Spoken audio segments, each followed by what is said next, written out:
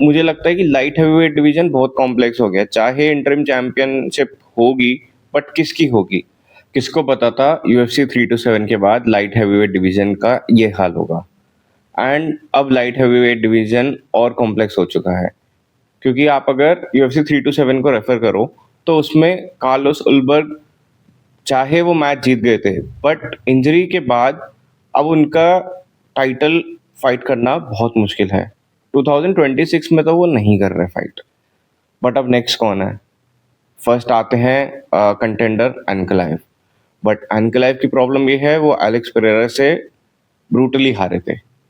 Next आते हैं हिरी Prochazka, जो कार्लोस उल्बर्ग से फर्स्ट राउंड में ही नॉकआउट हुए हैं। Then Khalil Rountree junior. अब खलील की स्टोरी ये है, वो हिरी प्रोहास्का से हारे हैं। उसके बाद यान ब्लाहोविच या यान ब्लाहोविच, जैसे भी प्रोनाउंस करना है, वो कार्लोस उल्बर्ग से हारे थे।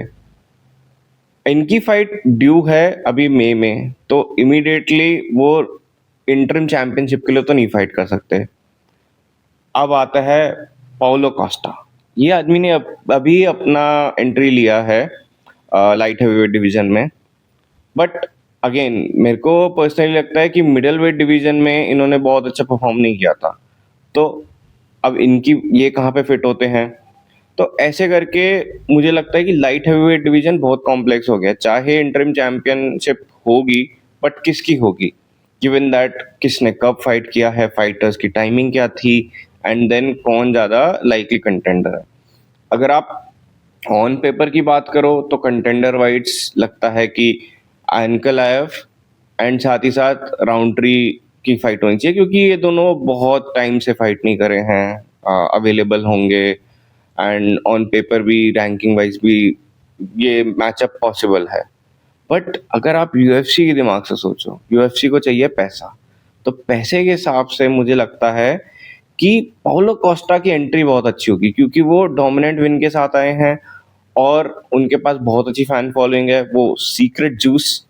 तो मेरे को लगता है यहाँ से पाउलो कोस्टा बहुत आगे जा सकते हैं।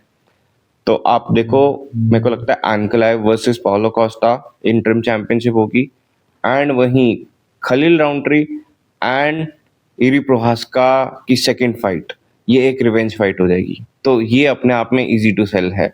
इनमें से जो जीतेगा वो शायद फिर भी इंटरिम चैंपियन से लड़ सकता है।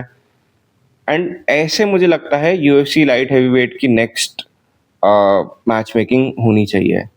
आप लोगों के क्या थॉट्स हैं कि कौन होना चाहिए next for UFC light heavyweight interim championship?